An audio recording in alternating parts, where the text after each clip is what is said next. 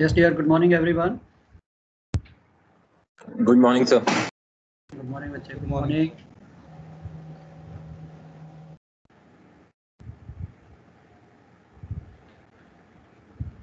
Yeah, okay. This is a morning session, so I would like to do your tides. बाकी theory तो afternoon में रख लेंगे. And I have sent you these tide tables on your group.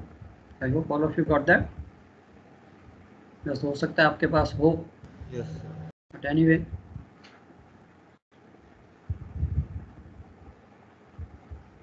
And this question, of course, is compulsory in your MET scoring 20 marks straight away.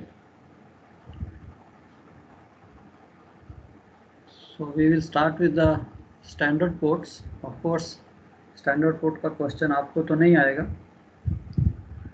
So there are three types. One is the standard port, one we have secondary ports, and then third, the new topic, or the topic which is new for you, is the calculation of tide by simplified harmonic method.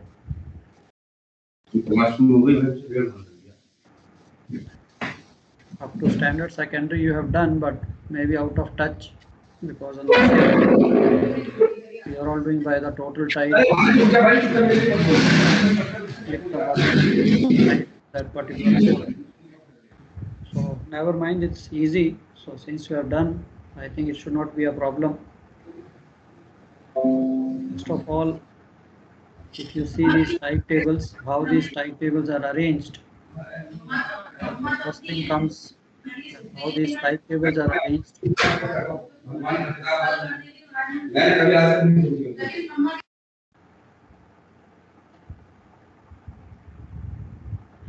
Now, if you see today, there are about 9 volumes on the ship. But for your exams, we have what is in front of you is the consolidated pages of your volume 1, volume 2, volume 3. So whichever questions are there, they will come from within these consolidated pages. So nothing to worry. So you have all the data, whatever pages you have with you. So only thing is to get familiarized once again. So very first thing, if you see,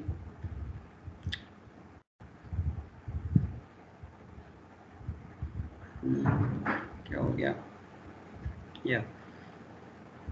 So first thing, if you see these tide tables, if you open the first part, what we call the part 1 of any volume, it is basically the tidal predictions. That is your times of high water, low water for standard ports. So volume 1 standard ports, of course the list of standard port is there in the inside front cover, and the part 1 of any volume gives us the tidal predictions for the standard ports. अब उसमें भी question है कि yes, in case if I have to find out the times and heights for the intermediate times between the high water, low water, so that is one question. Second, if you want to sail at a particular time, so you want to know what will be the height of tide, or you need a particular height of tide to cross a particular bar or a depth or a shoal patch. So then we need to calculate that this much height of tide will take place at what time. This is what you have done already. So standard ports, tidal predictions are given. We can find out anything. उसके बाद आ जाता है secondary ports. सबसे पहले तो what do you understand by secondary ports? आपके मन में क्या आता है? Are these ports secondary means of less importance or anything else?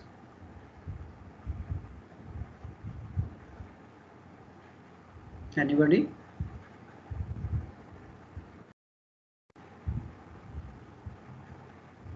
Standard port secondary port है क्या?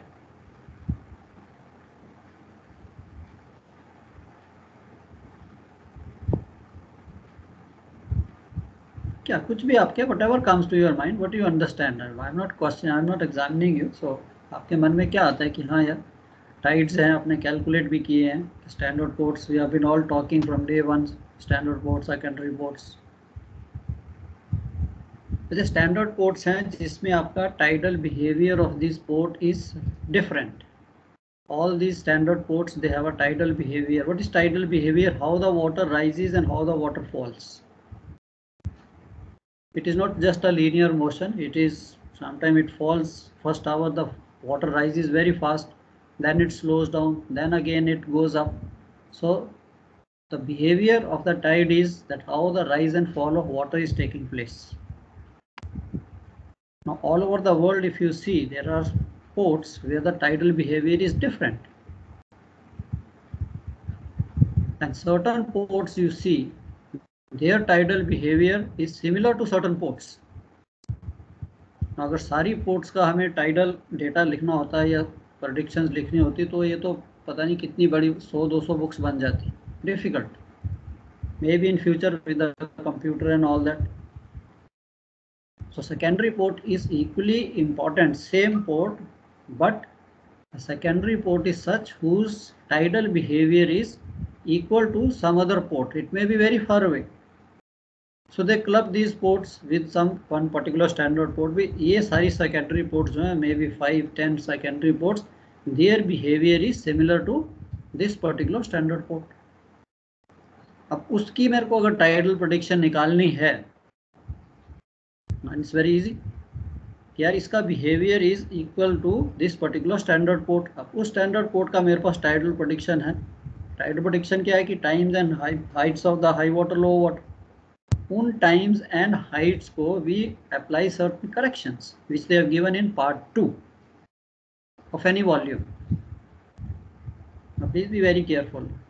Volume 1, volume 2, volume 3, any volume, part 1 is the tidal predictions, part 2 is the secondary port corrections for the heights and for the times,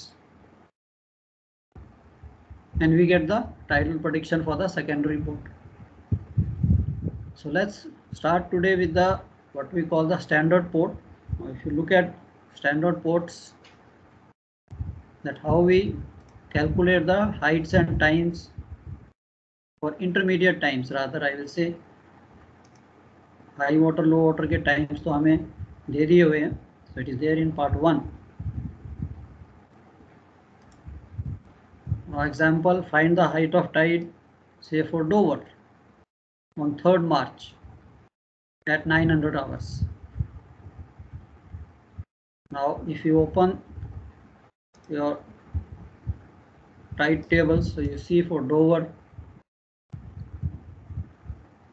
the tidal predictions look like this, and इसी के साथ एक page पे आपको उसने इसका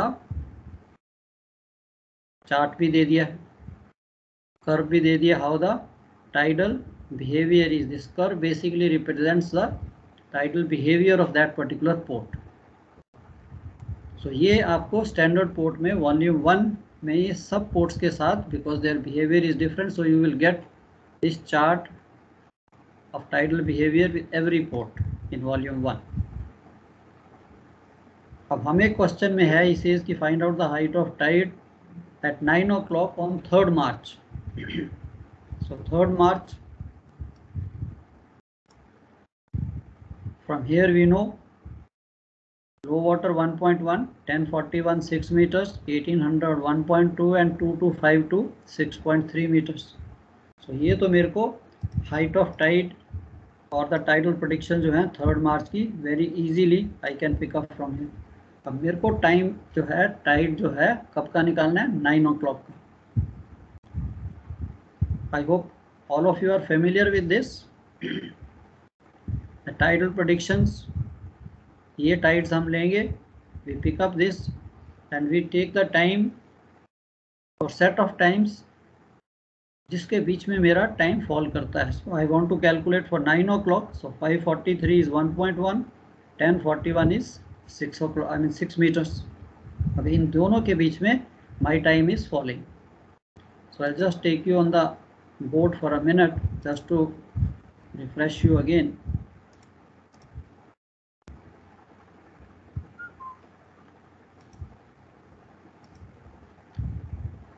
I think you guys can switch off cameras if you feel like.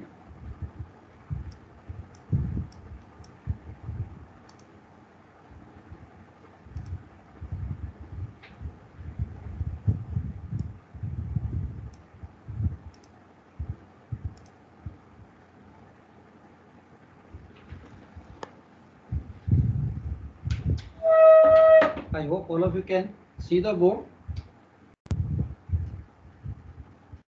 Yes, sir.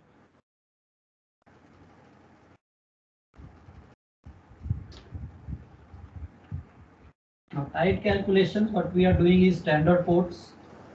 Sir board visible नहीं है ऊपर जहाँ लिख रहे हो आप, नहीं दिख रहा? ऊपर नहीं सर दिखा जो स्क्रीन अभी नहीं आपने दिख रही लिखा। है।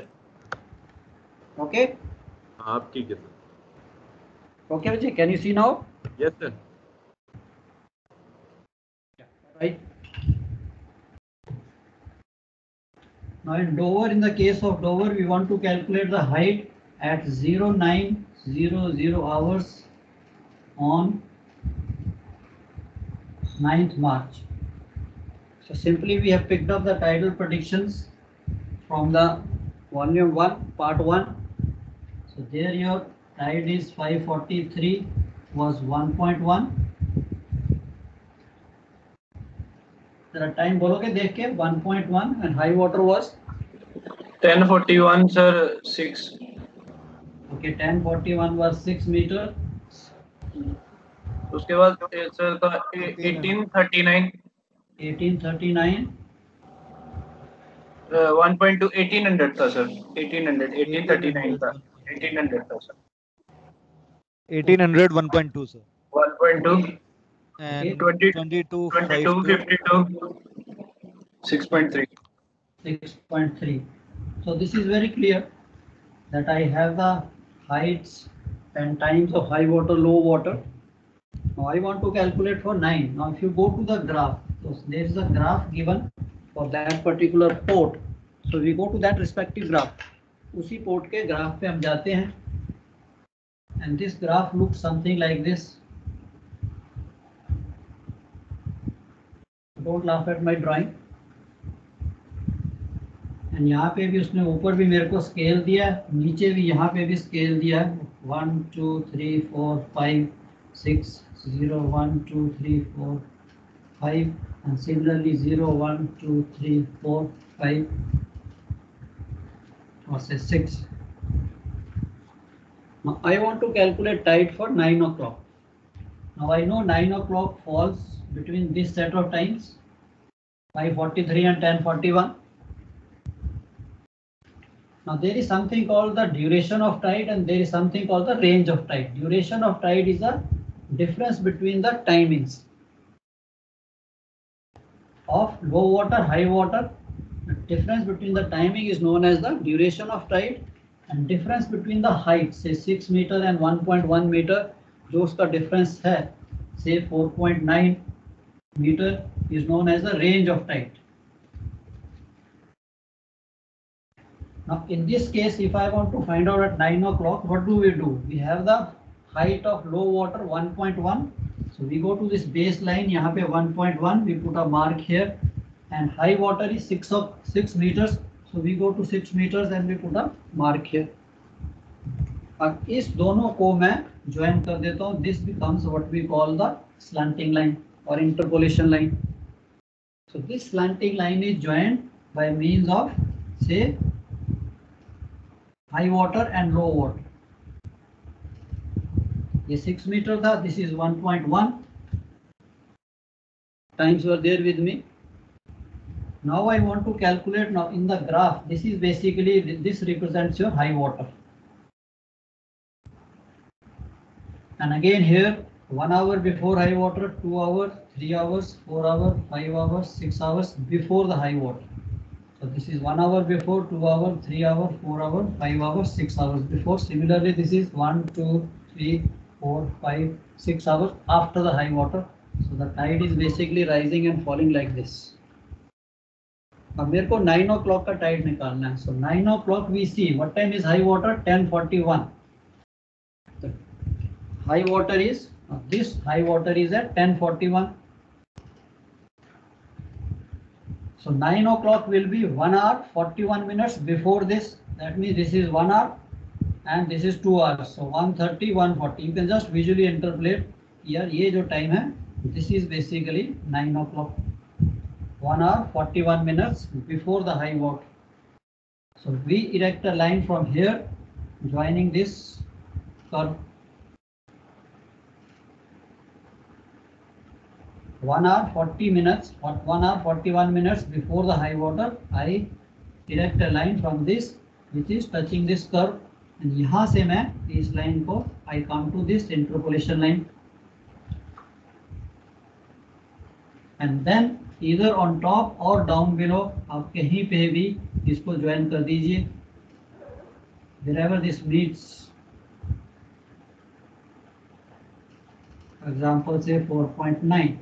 So I can read on the scale that height of tide at 9 o'clock will be 4.9 meters. Very simple. आप नीचे भी read कर लीजिए, ऊपर भी जो भी scale है. You don't have to construct. हाँ, आपके एग्जाम में अगर आपने दिखाना है, yes, you can just roughly show this, but calculation आपको curve will be given to you. These books will be given to you, or even that he can give you the data for this particular port और curve आपको दिया जाए. So you cannot construct the curve जो आपको book में दिया है, उसी से हमको ये interpolation line उसी curve में पेंसिल से ड्रॉ कीजिए, and then 9 o'clock and we come straight away. 4.9 meter is the height of tide. Tidal prediction मैंने वहां से पिकअप की थी. अब इसी के साथ दूसरा क्वेश्चन आ जाता है कि आपको जैसे मैंने कहा you want to sell out and you need a particular height of tide. So वो क्वेश्चन भी वेरी सिंपल है. That if I want to see that question, there that type of question कि what time, now suppose say port is Dover, charted depth is 5.4 metre, and now as per your draft or as per your UKC, whatever you want to keep, you need about 10.3 meters of water. And when you want to sail out from that port, same उसी position को ले लेते हैं, 3rd मार्च को ही हम ले लेते हैं कि आपको 10.3 मीटर का टोटल डेप्थ चाहिए, whereas the charted depth is only 4.4 or 5.4. Charted is 5.4, and with your draft and all, the captain will ask you, okay, can you please let me know what time I can pass or what time we can sail. आपने draft से calculate कर लिया, 10.3 metre का चाहिए. So it is very simple कि 10.3 metre की चाहिए, हमारे पास कितनी है 5.4. So I need how much height of tide 4.9 metre. So what time 4.9 metre of tide will occur. ना इसी चीज को इसी कर्व पे आप ले लीजिए. I have just reverse this question that at what time on 3rd March 4.9 metre of tide will occur, so that I can pass over this 5.4 metre patch. अब इसमें I need 4.9 metre. Same I have taken this timing 5:43, 10:41. Yes, morning time we want to sail, say after 6 o'clock or something like that. So जो भी आपको time है उसी set of times में आप उसको पिकअप करते हो. Low water 1.1, high water 6. I draw the interpolation line, and इस लाइन पे मैं अब 4. अब मेरे एरो चेंज हो जाएंगे. 4.9 मीटर मैं कैलकुलेट करता हूँ, and I drop a line here. और नीचे से भी आप कर सकते हो 4.9, same thing. You erect a line meeting this interpolation line and then go towards the curve. इस point से towards the curve, and then finally you come down to this place, and then we calculate that how many hours before the high water this 4.9 meter of tide will occur. So it is same coming 1 hour 41 minutes. So I can say 10:41 minus 1 hour 41 minutes means at 9 o'clock I will have a 4.9 meter of tide, which will give me total depth of 10.3. So captain को you can बता सकते हो sir after 9 o'clock we can sail from that. ये तो आपकी होगी standard port की। अब इसी पोर्ट्स में अगर आप कर्व को देखिए, if you look at that curve in your type tables, किसी किसी पोर्ट में आपको ये कर्व जो है, देयर आर टू कर्व्स। एक तो ये सॉलिड लाइन है और एक ये हो सकता है ऐसे डॉटेड लाइन भी दिखे, कहीं कहीं पूरा नहीं है, कहीं कहीं थोड़ी सी डॉटेड लाइन भी हो सकती है। अब सपोज यही वाला कर्व है, इस पे मेरे को से dotted line is just for example coming like this. Now that time which curve to use, whether to use this solid line or to use this dotted line? Yeah, Akash, you want to say something?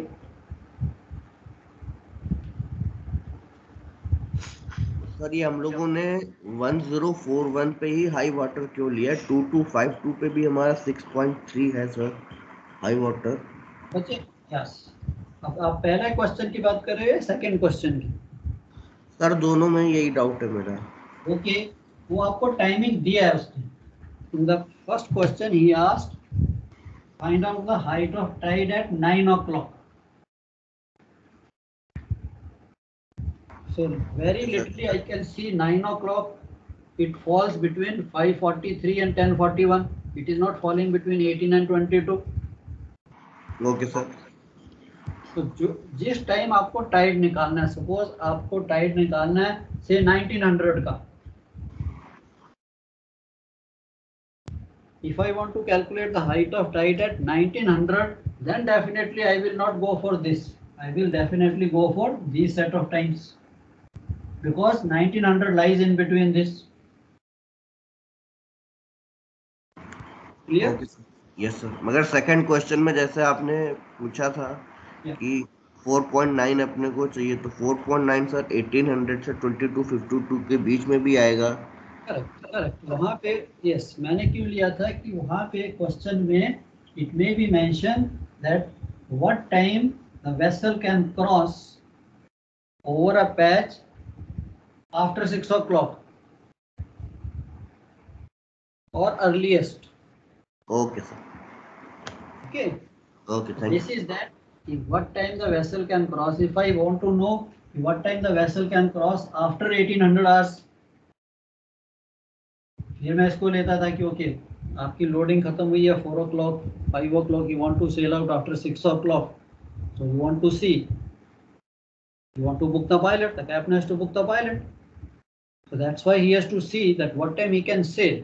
अब आपने देखा है कि उसके entrance पे खाली पानी जो है 5.4 मीटर का है, but your draft is 9.31 metre की आपको यूकेसी चाहिए, so you need a total depth of 10.3 meters.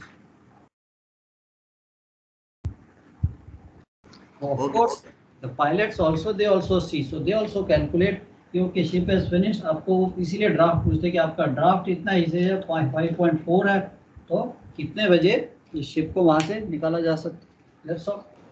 Sir ये डॉटेड लाइन का क्या बताया था, वापस बताना। Yeah, बच्चे अब तक मैं पहुंचा ही नहीं था। Yeah, okay, so have you seen some of these curves, some of these graphs? If you see, अगर आप टाइम टेबल खोलोगे तो कहीं छोटी सी दिखती है, कहीं बड़ी दिखती है। So you see these two lines, dotted line and the solid line. Yes sir. Okay, अब यहाँ पे क्वेश्चन ये आ जाता है कि यार जब हम ये लाइन रेज कर रहे हैं, when we are raising this line from here, तो शुड आई स्टॉप हियर और should I go up to the curve? तो कौन सी लाइन, कौन सा कर्व यूज करूं मैं इस ग्राफ का? अब आपके पास अगर इसी कर्व में देखिए, यहाँ पे एक आपको छोटी विंडो दिखेगी, कर्व के राइट हैंड साइड पे एक छोटी विंडो दिखेगी जिसपे लिखा होगा, क्या लिखा होगा? स्प्रिंग एंड और मीन निप्स। या स्प्रिंग एंड नीप्स, और आगे उसने हाइट दी होगी। अब इन केस ऑफ हाँ जी, इन केस ऑफ डोवर कितनी दे रहा है आपको? 5.9 3.3। करेक्ट।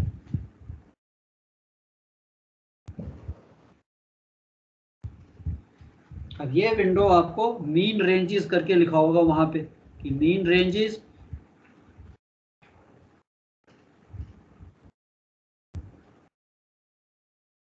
अब यहाँ पे मेरी रेंज कम्स इनटू पिक्चर। अब मेरी रेंज क्या थी? The low water was 1.1 and the high water was 6 metres. High water की हाइट थी 6 मीटर्स एंड लो वाटर की हाइट थी 1.1 मीटर। तो रेंज ऑफ द टाइड क्या हो गई? 4.9 meter. Now I compare my range, the range in question with this range. अगर तो आपकी range is equal to spring tide or more than the spring range. I repeat, if your range is equal to spring range or more than spring range, I will use a solid line.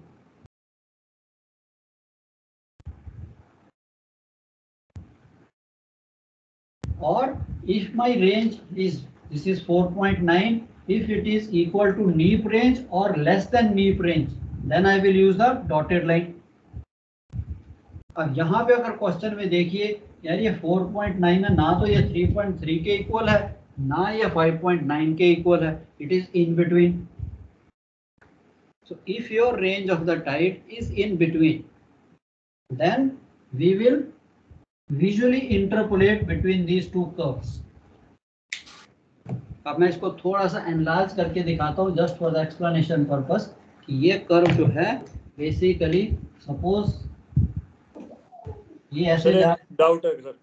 हाँ जी sir, spring Tide जो होती है उसका mean high water तो हमेशा नीप Tide से ज्यादा ही होगा ना? यस। हाँ, तो फिर हमें हमेशा स्प्रिंग टाइड क्यों नहीं यूज कर सकते? हमें तो चाहिए जो मैक्सिमम हाइट है हम वो लेके चले हमेशा, जहाँ पे हमें मैक्सिमम हाइट मिलेगी।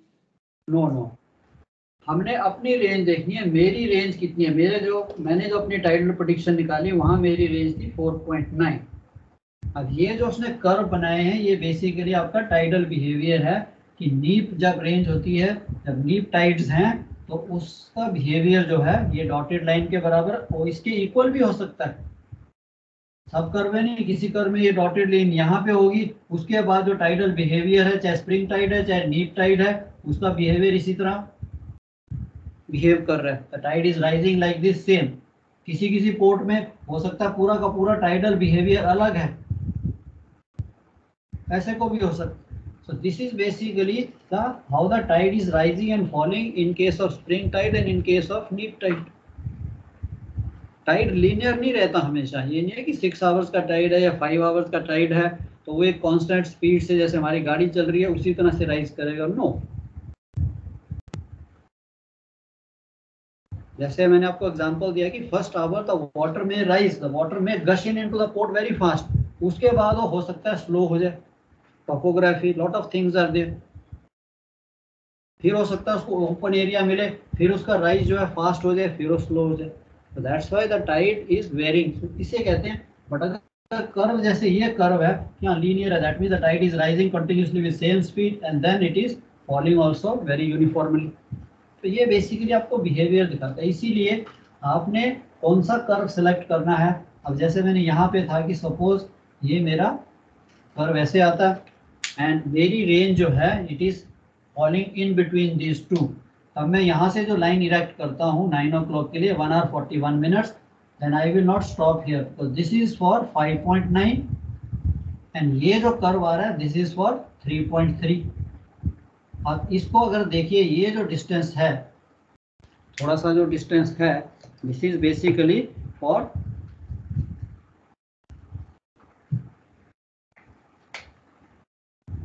ये जो डिस्टेंस बनता है ब्लैक वाला दिस इज बिटवीन दिस। तो मैं इसको विजुअली इंटरप्रेट करता हूँ यार मेरी रेंज है 4.9, तो ये 5.9 है, 4.9 जो है ऑलमोस्ट यहाँ पे आ जाएगा 5 मीटर के करीब। तो मैं ये लाइन यहाँ से लेके फिर मैं ऐसे को जाऊँगा तो इससे थोड़ी सी ऊपर होगी and then I will calculate according to this. That's all. So These are the basically, ये कई बार आपको ओरल्स में भी क्वेश्चन पूछ सकते हैं। so नहीं पता लगा सर। नहीं पता लगा, वापस करते हैं इसको। ये कर्व आपने देख लिया, this curve you have understood कि भाई ठीक है ये टाइडल बिहेवियर उसने मेरे को एक कर्व ये दे दिया और इसी के साथ उसने मेरे को ये दूसरा भी है, हो सकता है कहीं कहीं ऐसे डॉटेड लाइन दे दी है, द टाइड इज बिहेविंग। मेरे पास उसने मीन रेंजेस दी हैं और ये मेरे क्वेश्चन में थी, हाई वाटर मेरा था 543,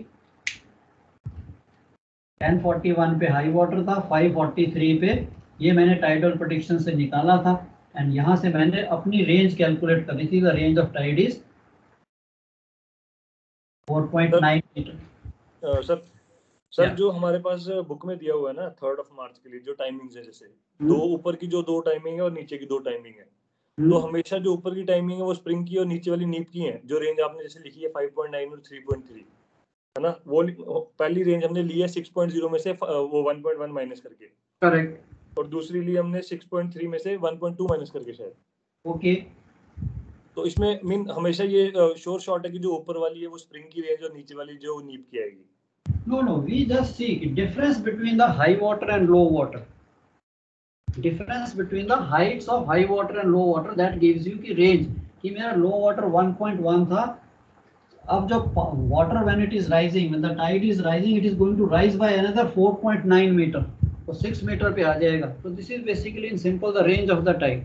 the range of the tide is पानी कितना राइज करता है, कितना मीटर राइज करता है। सर कुछ नहीं समझ में आ रहा, मतलब इतने तक समझ में आ गया, डॉटेड और वो जो ये थर्ड कॉन्सेप्ट है ना जो आप बता रहे हो, हाँ? वो नहीं समझ में आ रहा, कुछ भी नहीं समझ में आ रहा। तो बच्चे क्वेश्चन डाइवर्ट हो गया ना, दैट गाय हैज डाइवर्टेड कि ये मेरे को कौन सी रेंज लेनी है। यहाँ तो मैं पहुंचा ही नहीं अभी शिवांग। सर पता कहाँ कंफ्यूजन आ गई सर, ये स्प्रिंग वाला तो समझ गया, जो रेंज ऑफ टाइड लिखी है ना हम लोगों ने, हमें चाहिए था जैसे 9 o'clock का, तो 9 o'clock हमारा 5:43 और 10:41 के बीच में आता है। ओके, ठीक है, तो उसकी रेंज तो उसकी रेंज होगी हमारे पास, चलो 4.9 मीटर, वो हमारी रेंज है जो हमने क्वेश्चन के लिए अज्यूम करनी है। ओके, यही मैंने ये डाउट है ना, मेरा डाउट है सर जो ऊपर लिखी है ना वो 5.9 और 3.3, उसको एक बार थोड़ा क्लियर कर दीजिए। या ये जो उसने दी हुई है कि mean ranges, this is given to me on the graph. उसने ग्राफ के ऊपर ये मेंशन किया है कि मीन रेंजेस जो है स्प्रिंग के टाइम में, the mean range is 5.9 and नीप की रेंज है 3.3। ये तो उन्होंने कैलकुलेट करके हमें ग्राफ में दे दी है। वो लिखा हुआ है। या अब मैंने देखना है कि यार मैं जिस टाइम टाइड कैलकुलेट कर रहा हूँ, सो it is lying between these two set of times, उस वक्त मेरी रेंज कितनी है, 4.9, डिफरेंस बिटवीन दीज हाइट्स। अब मैंने देखना है कि कौन सा कर्व यूज करना है। नाउ ये जो सॉलिड लाइन का कर्व है, this is for the spring range और more than the spring range.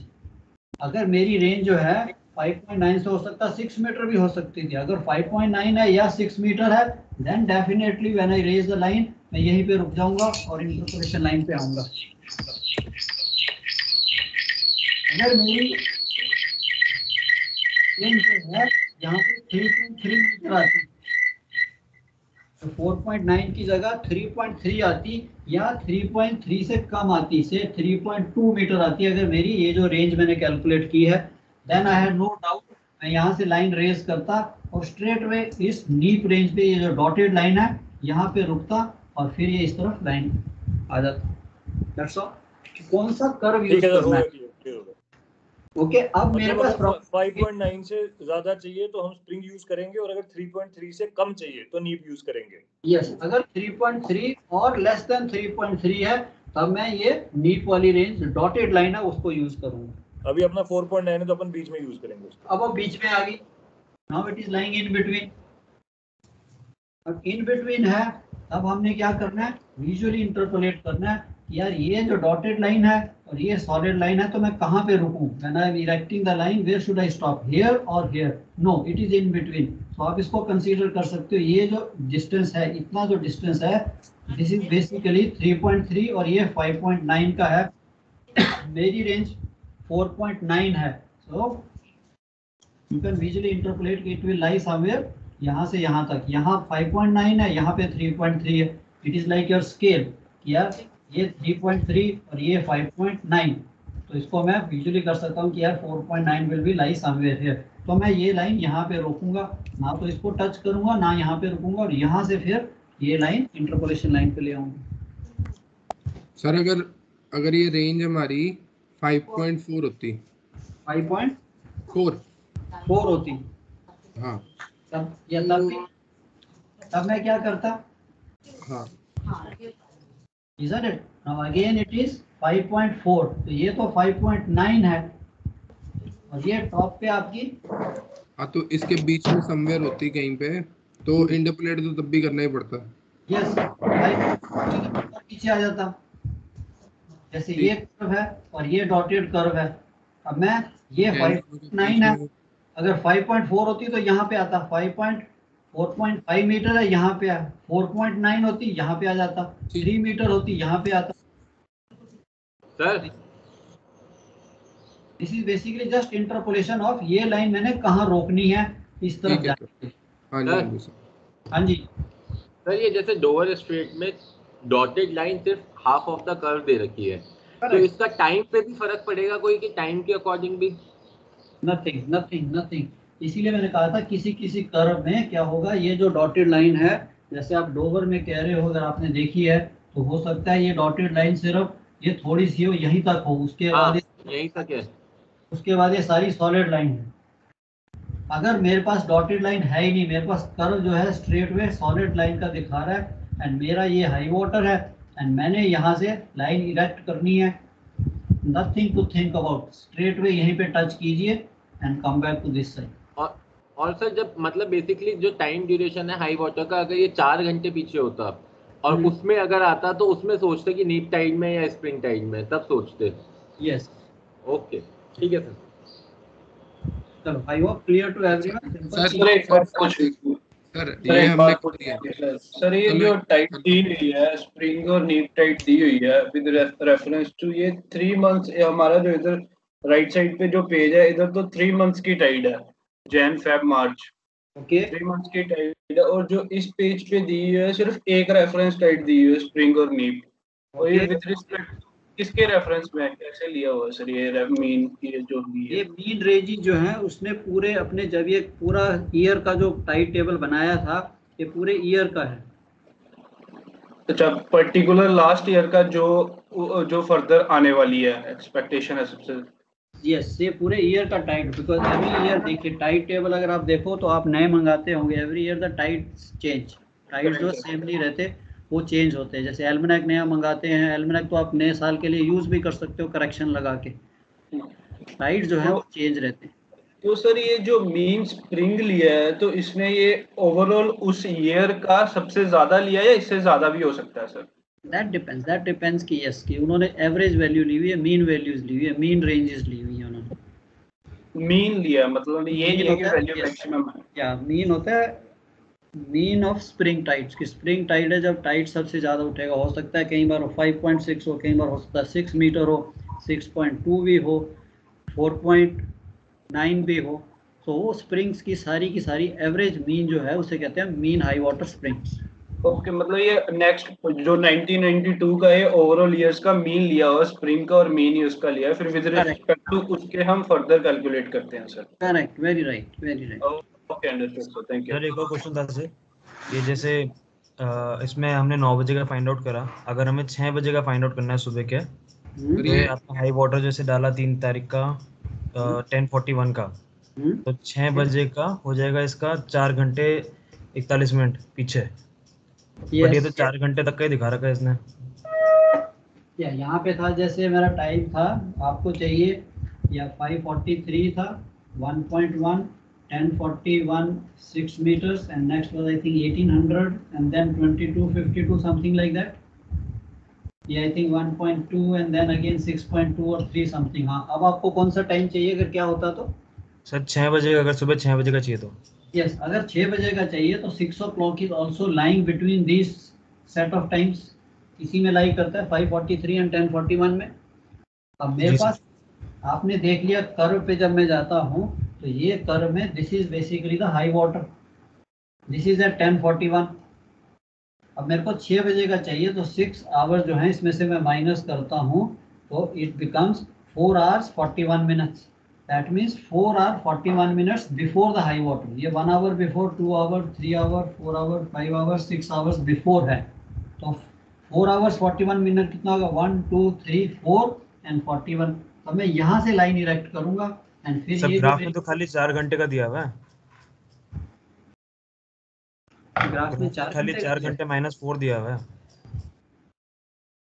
या उसको आप सिर्फ आफ्टर 4 के बाद दैट मीन्स ये जो टाइड है 0 हो जाता है। ओके, तो अगर आप 4 आवर 41 मिनट्स आते हो दैट मीन्स टाइड जो है 0 हो गया। तो इसी लाइन को अगर मैं एक्सटेंड करता हूँ तो नो करेक्शन। बट 0 कैसे होगा? टाइड तो तब भी चल रहा है ना, 543 पे 1.1 मीटर का टाइड है, तो 6 बजे भी कुछ टाइड होगा इधर। यस यस, तो यहाँ पे उसने यही तो बताया कि ये कि अगर आप देखिए 3 आवर्स 4 आवर्स एंड हो सकता है ये 5 आवर्स यहाँ पे हो, अनदर 6 आवर्स के लिए टाइड इज एब्सोल्युटली 0 है ही नहीं। ये लो वाटर के बराबर आ गया ना। ये हमने लाइन कहाँ से इरेक्ट की है 1.1, दैट मीन्स यहाँ पे 1.1 ही है, टाइड 0 नहीं हुआ, दैट मीन्स इट इज 1.1। तो मेरी करेक्शन क्या लगेगी? सपोज मैं यहाँ पे आता हूँ, if you see at here, अगर मैं यहाँ पे आता हूँ, ये मेरा कर्व यहाँ पे खत्म हो जाता है, ये ना, सपोज ये खत्म होता है तो मैं कहाँ से इरेक्ट करूंगा लाइन? चाहे यहाँ पे खत्म होता है तो मैं यहीं से इरेक्ट करता हूँ। अब ये तो था कि टाइड निकालना, अब कर्व के लिए कर्व तो है ही नहीं यहाँ पे, तो इट इज बेसिकली फिर ये टाइड मेरा 1.1 ही रह जाएगा because it is going to meet this line here. तो ये 1.1 ही आपके पास आ जाएगा। नो नीड, यहाँ पे तो हम कर क्या रहे थे? यहाँ तो हम टाइड निकाल रहे थे भी, हाँ कितने मीटर्स टाइड है, तो यहाँ पे तो 0 हो गया, that means it is 1.1 slack water, उससे टाइड नीचे जा ही नहीं रहा 1.1। ओके सर, तो 1.1 के बाद तो अगर उससे पहले का हमें लेना है 1.1 से, तो उससे पहले तो राइज होना चालू हो जाएगा, फिर तो दूसरी साइड आ जाएंगे ना हम लोग। यस ऑफ कोर्स, अगर आप हाई वाटर के जाना फिर इस तरफ आएंगे। अब सपोज आपका 1 आवर 2 3 4, आप कहते हैं यहाँ उसने सिर्फ मेरे को 4 आवर्स ही दिए हुए कि जी ठीक है, ये 1 hour 2 hours 3 hours and 4 hours में टाइड जो है यहाँ पे 5 आवर में ये जो है लो वाटर के बराबर आ जाता है। सपोज अगर हमें 542 का निकालना होता, मतलब 540 का निकालना होता, 543 से जस्ट पहले का, तो हम दूसरे वाले ग्राफ में आते 542 540 इसी में रहते हैं, इसी लाइन पे आ जाते हैं। फिर आपका टाइड जो था वो लो वाटर, यहाँ पे लो वाटर है बिकॉज मैंने इसको मैनिपुलेट किया 1.1, तो ये लो वाटर पे ही चल रहा है। नहीं ये नहीं पूछा सर, नेगेटिव जाएगा, फिर ये कर्व नीचे आ जाएगा, then it is going negative. अगर वो कर्व को नीचे जाता है then it is going to the negative values कि हाँ भाई 1.1 से फिर मैं इसको सब्ट्रैक्ट करना शुरू करूंगा। नहीं सर, मैं ये पूछ रहा हूँ, जैसे अपना 22:52 है ना रात का और सुबह के 5:43 है, इसके बीच का कोई टाइम होता है जैसे सुबह के 2 बजे का, तो हम कौन सा ये 5:43 और 22:52 का लेंगे, मतलब 1.1 6.2? No, then we take one tide before. ये 5:43 जो है, now this is the first tide is at 5:43 and it is 1.1 meter. This is on 9th of March. Then I will take the last tide of 8th of March. Last tide of 8th March देखिए sir, ये 3rd of March का था। हाँ चलो 3rd of March से या 2nd March का ले लेंगे। 2nd March का देखेंगे। ये 3rd का था, 2nd का लास्ट टाइड है 2221 मिनट्स 6.1 2221 6.1 मीटर। अब फिर इन दोनों के बीच में इंटरपोलेट करेंगे। आएगा क्वेश्चन, आएगा ये, I will give you that question.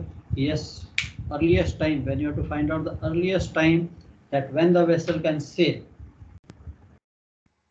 Sir ये जो दो लाइन वाला है, एक डॉटेड और एक ये सिंगल स्ट्रेट लाइन, तो इसमें जो नीप्स वाला है वो डॉटेड रहेगा हमेशा और जो दूसरा सॉलिड लाइन वो 5.9 मतलब स्प्रिंग्स रहेगा always? Correct, always dotted line is for the neeps and the solid line is for the springs. No matter, मतलब कि अगर कभी सपोज ये डॉटेड लाइन अगर सॉलिड के नीचे आ रहे तो भी यही रहेगा एनी टाइम। एंड सपोज अगर आपकी डॉटेड लाइन नहीं है, जैसे अभी शिवांग ने कहा था कि कहीं कहीं ये डॉटेड लाइन थोड़ी सी दिखती है, उसके बाद डॉटेड लाइन है ही नहीं, then means your neep and spring का behavior same है, फिर हमने there is nothing to worry, फिर only use the solid line. Yeah. So ये तो था आपका what we call the standard ports of your volume 1. So good, all of you have understood. सो जितने भी डाउट्स आपके पास है, very valid and we could do this. अब आपके पास आ जाता है कि यार ये जो स्टैंडर्ड पोर्ट्स हैं volume 2 and 3. Now if you open volume 2 and 3.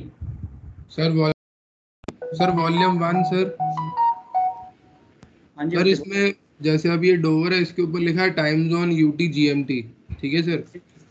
और ये बेल्जियम एंटवर्प पर लिखा है टाइम जोन -0100. बच्चे ये जो टाइम्स दिए होते हैं ये यहाँ के लोकल टाइम्स हैं. All these times are the local times. Local times है ना. कुछ नहीं करना. Yes, no, nothing to do with this until और अनलेस अगर वो आपको पूछते हैं सपोज जैसे find out the height of tide at 12 o'clock GMT at Bombay on particular date. Example say 3rd March at 1200 hours GMT height of tide at Bombay. फिर हम क्या करेंगे? अब ये तो सेम ही है, ये तो चलो जीएमटी पे ही है. या फिर हम बच्चे बॉम्बे में जाएंगे. बॉम्बे का यहाँ पे आपको टाइम जोन लिखा होगा -5:30. Isn't it? अब मेरे को उसने कहा कि 12 o'clock GMT. 12 o'clock GMT will be what local time? किसका सर? बॉम्बे का 5:30 इवनिंग 5:30. या isn't it? तो 12 बजे उसमें 5:30 ऐड कर देंगे. 12 और 5 17, 17:30. 17:30 is the local time when GMT will be 1200 hours. Correct? Sir. तो मैं क्या करूंगा 17:30 लोकल टाइम का टाइड निकालूंगा. ओके फिर मैं 12 o'clock का नहीं निकालूंगा. फिर जैसे 3rd March में मैं जाता हूँ, सपोज एग्जांपल के लिए ये बॉम्बे का ही टाइडल प्रेडिक्शन है, then I will go for 17:30.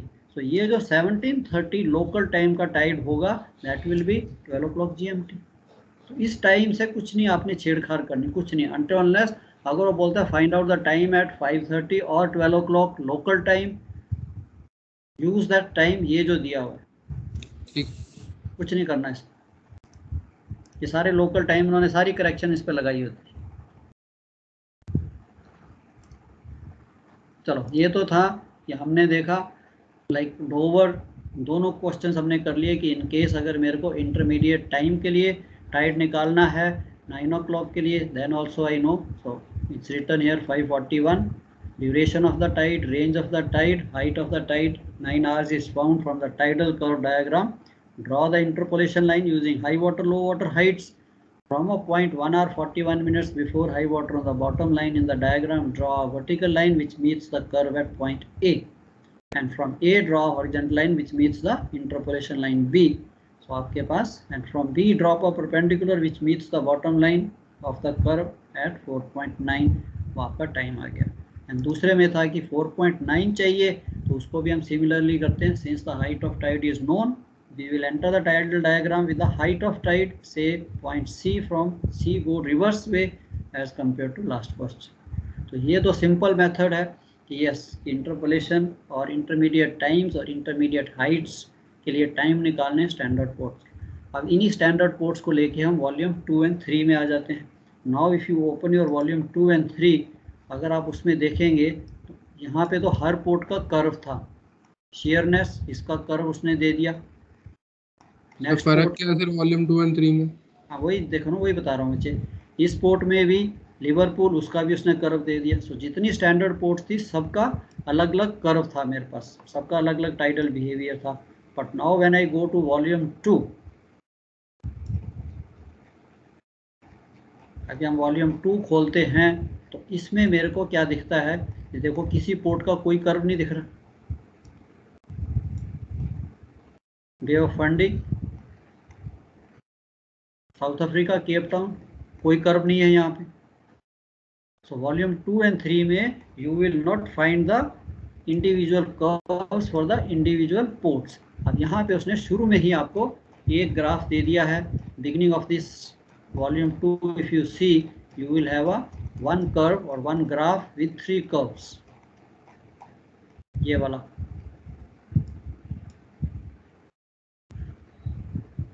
अब यही है.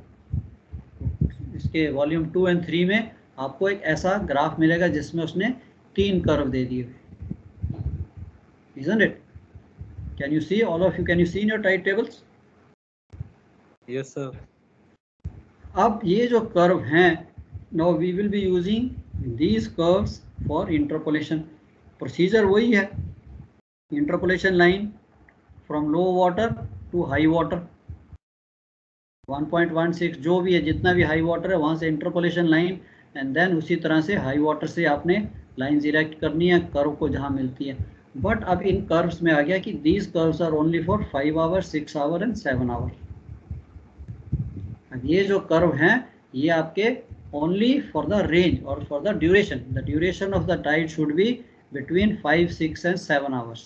अगर मेरी ड्यूरेशन जो है 5 आवर्स से कम आती है या 7 आवर्स से ज़्यादा आ जाती है, then I cannot use these curves. That means that time the tide calculation has to be done by harmonic constant method. अगर तो मेरी रेंज जो है it is between 5 and 7, then I can very easily interpolate.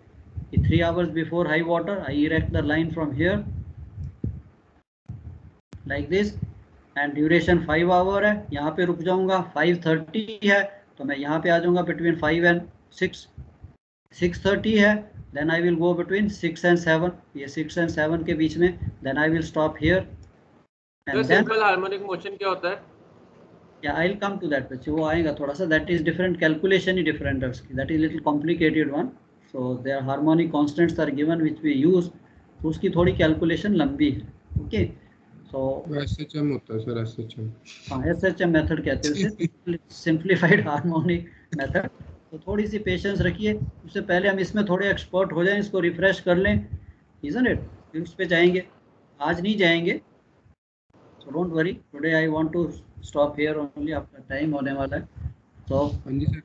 या standard course के लिए सब भूला हुआ है. हाँ जी, आराम से जाइए सर, हमें सब भूला हुआ है. कोई बात नहीं. तो ये क्वेश्चन बच्चे ठीक करना है. 20 नंबर तो 100% लेने, 100%, एक भी नंबर कम नहीं लेना. तो स्टेट वे पास हो जाएंगे. ये कर दिया तो सर मेट्रोलॉजी में वैसे ही बस बच्चे देखो, सबके पास गुरु मंत्र है कि 20 मार्क्स ये हो गए, 30 और चाहिए. कुछ ना कुछ तो मैं लिख ही लूँगा. टीआरएस के बारे में तो आता ही है मेरे को, एक टीआरएस का क्वेश्चन 100% रहता है. हाँ जी सर, बाकियों में आधे नंबर में मिल गए, 10 नंबर में मिल गए, बाकी सारे क्वेश्चन में तो पास हो गए.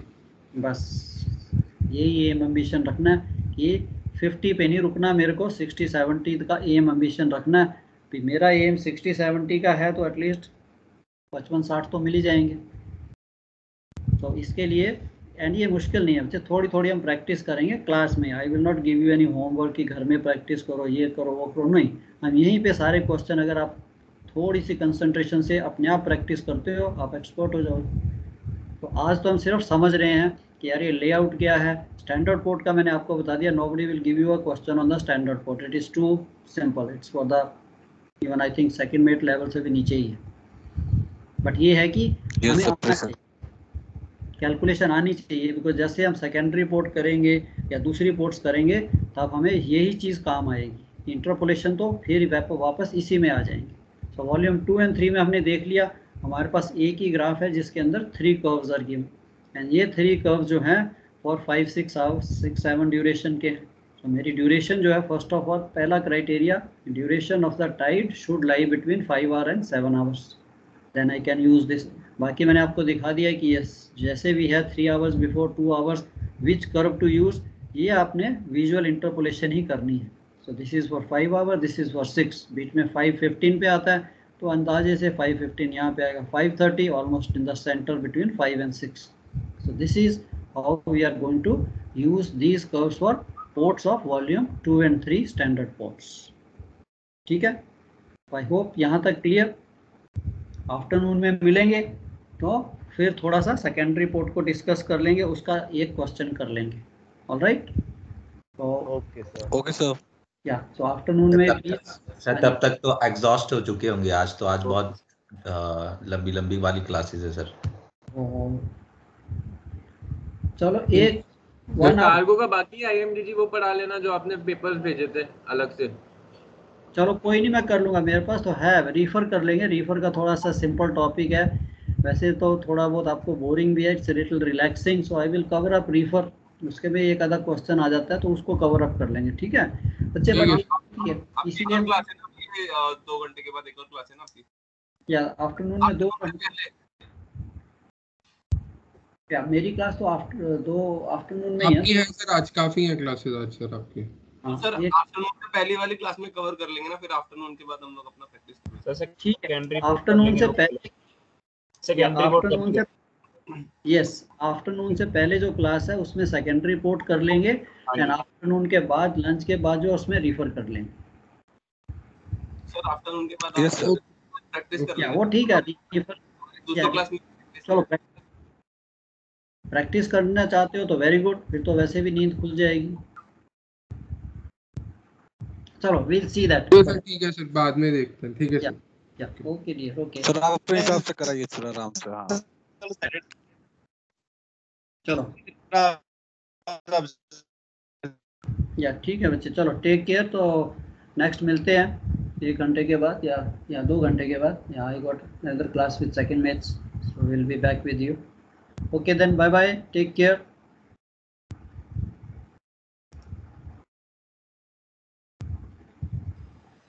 ओके। Yeah bye.